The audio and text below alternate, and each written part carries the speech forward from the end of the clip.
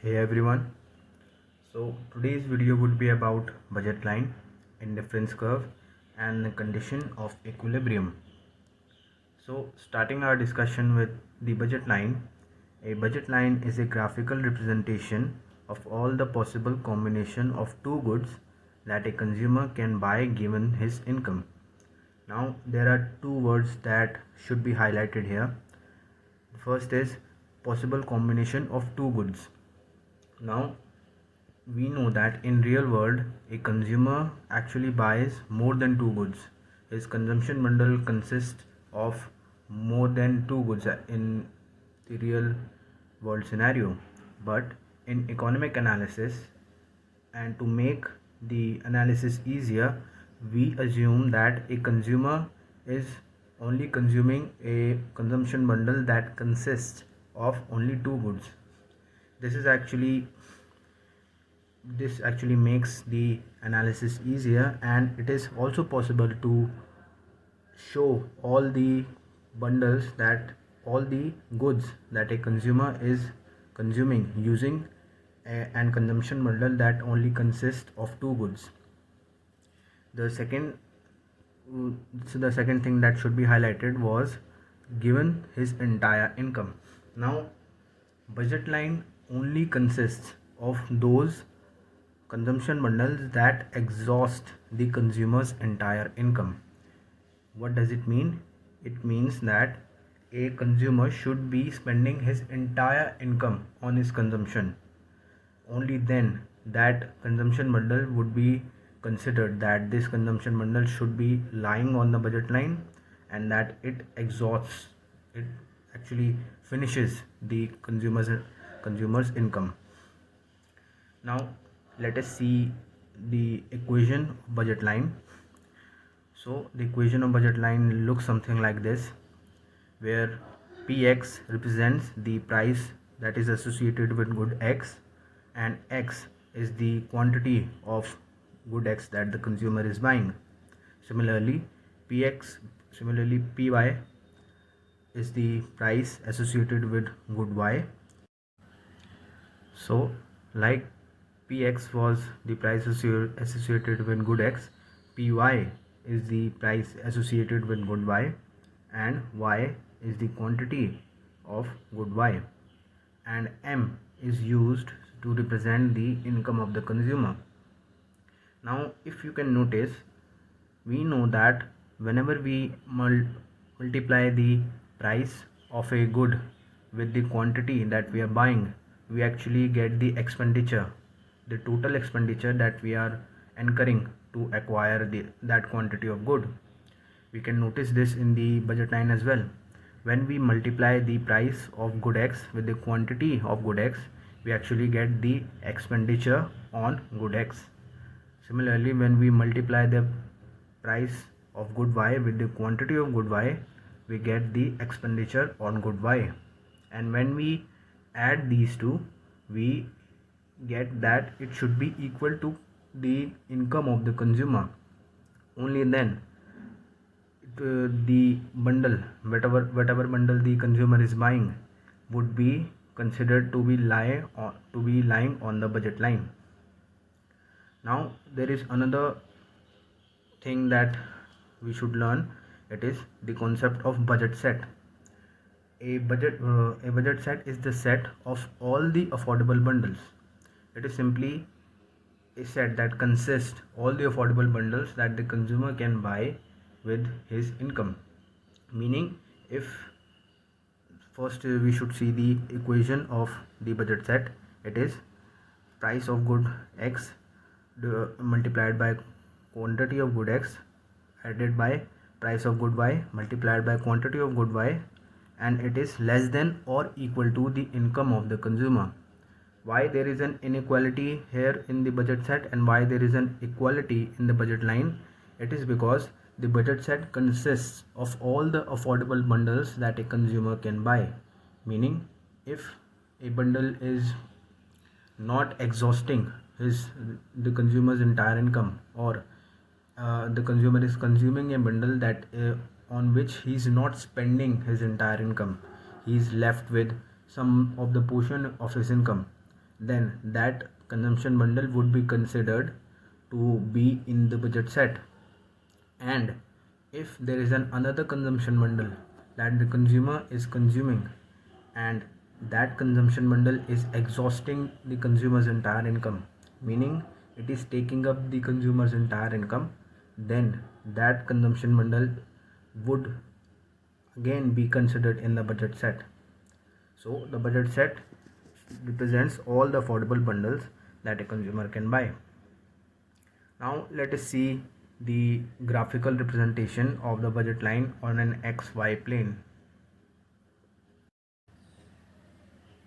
So here I have drawn a graphical representation of the budget line, and on an XY plane, where on the x-axis we have taken the quantities of good X, where 0 represents that we are consuming 0 unit of good X, and as we go along this axis, it represents that we are increasing our consumption of good X. Similarly, on the y-axis I have taken good Y, where as we move along the y-axis, it represents that we are increasing our consumption of good Y. Now the budget line is actually a downward sloping line, and it is made like this, where we get two intercepts, one on the y-axis and the other on the x-axis, and these intercepts actually represent something. But before learning that, I would like to highlight how the concept of the budget set can be seen here.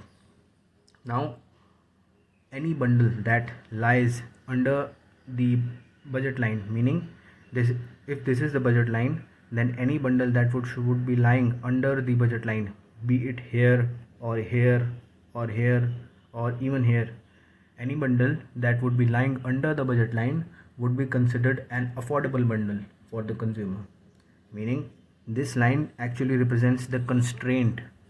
It is the boundary of the consumer's income. If he exceeds this boundary, then any bundle that would be lying beyond this would be a not affordable bundle, and any bundle that just would be lying on this line would be a bundle that he can just afford. It is because it is just lying on his budget line. So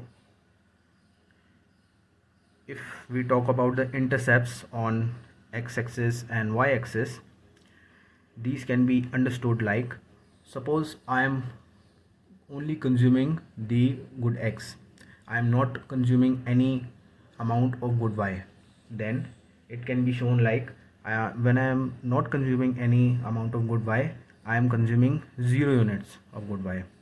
And when we plug in this value of good Y into the equation of the budget line, what do we get? Here it was price of good X into quantity of good X plus price of good Y and quantity of good Y. Here we are taking the quantity of good Y to be 0, and when we plug in, this whole term becomes 0. So what do we get is that price and quantity of good Y. So when we plug in the quantity of good Y that we are consuming, that is 0 units, into the budget line, we get that price of good X is multiplied by quantity of good X equals the income of the consumer.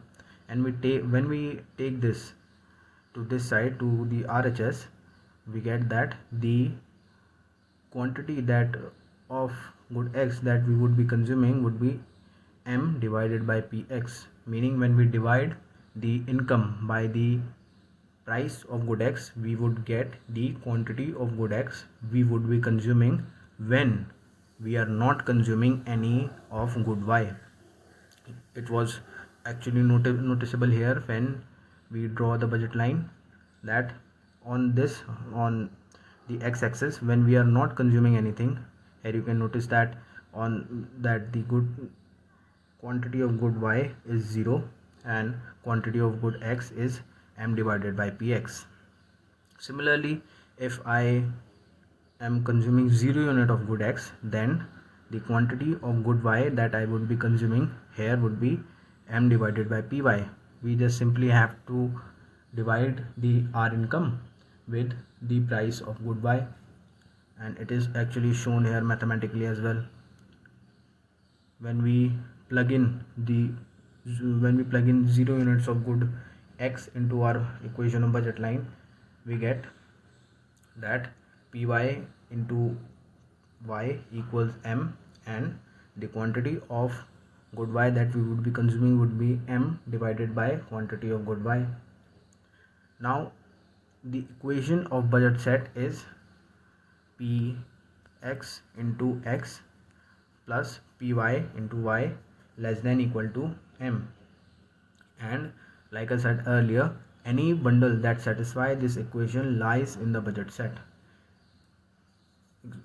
So to look at this with an example, suppose we have a bundle which is 2, 3, where we are consuming 2 units of good X and 3 units of good Y, and our income is 10, then the and the price of good X is 1 and price of good Y is 1 again, then if I plug in all of this into the equation of budget set, I would get is price of good X, which is 1, quantity of good X, which is 2, price of good Y, which is 1, quantity of good X, which is 3, is less than or equal to our income, which is 10. Now when we solve this, we get that 5 is less than or equal to 10, which is actually a true equation, meaning yes, this bundle which is 2, 3 would be lying in our budget set. Meaning if I highlight the position of this bundle A, it would be somewhere here or it can be here, meaning that it would be under the budget line. It won't be on the budget line or outside the budget line, since this bundle is affordable.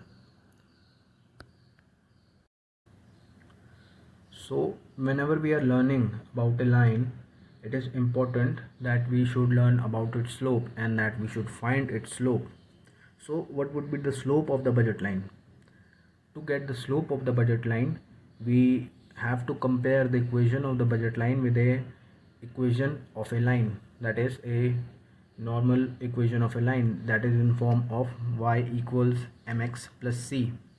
Now here it should not be confused that here m represents the slope of the line while m here represents the income of the consumer. I would be telling you exactly that while we are getting the slope of the budget line. So here we have the equation of line and the budget line, and we know that the equation of line is y equals mx plus c, where m represents the slope of the line and c is the y-intercept, and x and y are the variables. Whenever we are changing the quantity, whenever we are changing the value of x, we would be getting a corresponding value of y. Now the form of equation of budget line that we saw earlier was this, and to get the slope we should convert it or manipulate it in such a way that it should look like this. So when we do that, we have to take few terms to the right hand side. So we are taking px into x to the right hand side, and we are dividing both sides by py. When we do that, what do we get is this. This is the equation of line that we get now, and when we do some more manipulations here, we get the equation of line that is similar to the equation of line that we saw earlier. Now if I compare with the equation of line that we saw earlier, then the term that was coming with x was the slope, meaning m was the slope, and here when I see the term that is coming with x is actually minus px by py, meaning it should be slope of the budget line. And the y-intercept that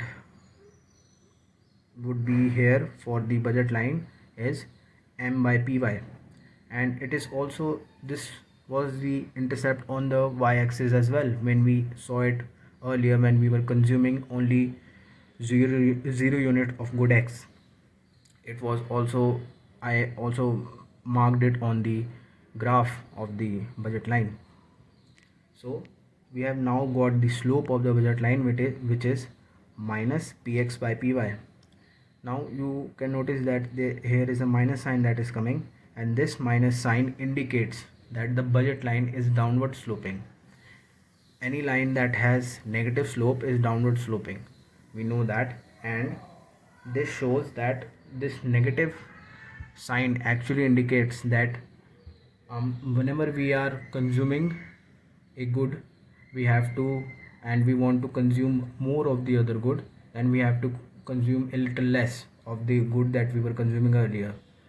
Meaning, if I am consuming more of good y and I want to increase my consumption of good x, then what I should be doing is that I should be moving along the budget line in such a way that my consumption bundle now would be consisting more of good x, but now it should consist a quantity that is lesser for good y. Only then I would be able to maintain the maintain it in a way such that I am only moving on the budget line. This is what the negative sign indicates, that the budget line is downward sloping. Now the next topic that we have to learn about are the indifference curve. Indifference curve is a curve that represents all the combination of two goods x and y that give the same satisfaction to the consumer. Here again we are saying that the indifference curve is a combination of two goods, so it is important that we take the consumption bundle that are representing only two goods, because it just makes the economic analysis easier, and it is also advisable that a combination of two goods is enough to represent all the goods that a consumer is buying. And in the language of economics, we know that satisfaction is called utility. So combination of all such bundles that has two goods x and y and that gives same utility or satisfaction to the consumer are those bundles that would be lying on the indifference curve. Now if we see a graphical representation of the indifference curve, here I have drawn an indifference curve on the xy plane, where on the x-axis I have taken the good x and on the y-axis I have taken good y, and an indifference curve is made such like this that it is convex to the origin. And why it is convex to the origin? It is because a consumer always prefers combination of two goods rather than more of one good, and this is actually proven with the axiom of convexity or convex preferences, which I have talked about in an earlier video. So here we can see that we have two consumption bundles A and B, and A and B both are lying on the indifference curve, meaning the consumer is indifferent between the two bundles. Here you can see that I have used the word indifferent because this sign actually represents indifference, and thus the name of the indifference curve that comes from here. And when I say that the consumer is indifferent between the two goods, it is actually also implied that the utility derived from both the consumption bundles would be equal as well, simply because when the consumer consumes both the bundles separately, he feels that he are equally satisfied with the consumption. So both the bundles A and B would be lying on the indifference curve. Now to see the slope of indifference curve, which is called marginal rate of substitution and can be abbreviated as MRX XY, it is the change in good Y divided by change in good X. Now why it is like that? We can define MRS in such a way that MRS is the amount of good Y the consumer is willing to give up in order to consume more of good X. Now you can notice that when the consumer wants to consume more of good X, he has to move along this indifference curve. If he goes more beyond this indifference curve, then he would be on another indifference curve that is giving him a different level of satisfaction. He won't be he won't be on the same indifference curve if he moves just beyond this indifference curve. So it should be noted that a consumer, in order to keep his utility constant, we have to make sure that he moves along the same indifference curve. Okay, so when the consumer, suppose that consumer wants to go to point A, bundle A to bundle B, and here the consumption of good X on with bundle A is this much and consumption of good Y is this much when he's consuming the bundle A. Now he moves to bundle B and his utility is constant because these two bundles are lying on the same indifference curve.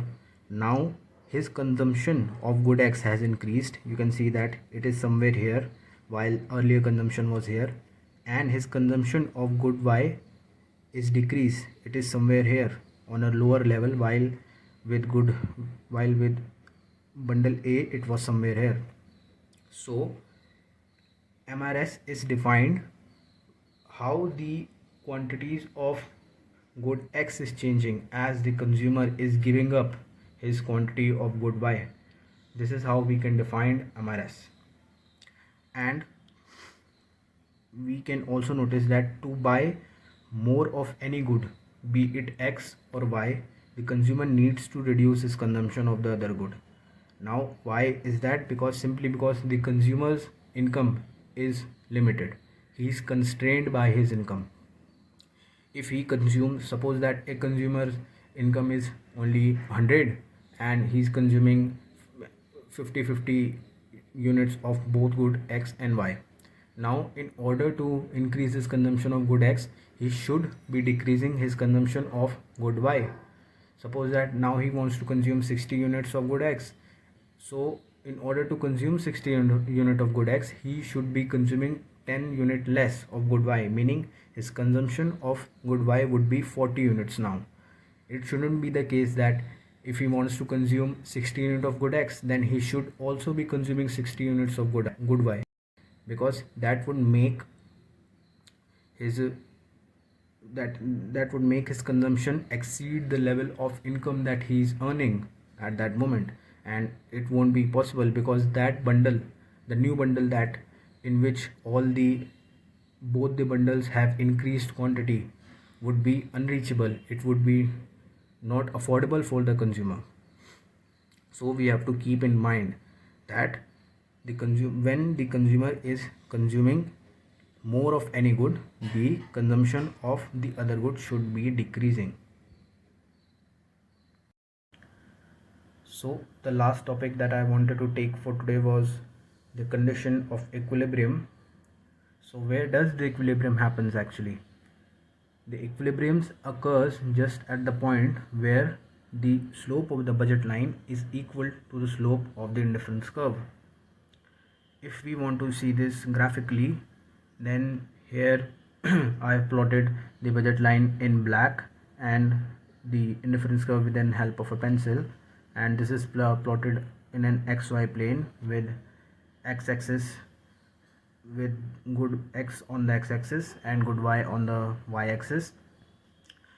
The equilibrium happens just at the point where the slope of the indifference curve is equal to the slope of the budget line, and I have mentioned it here as well.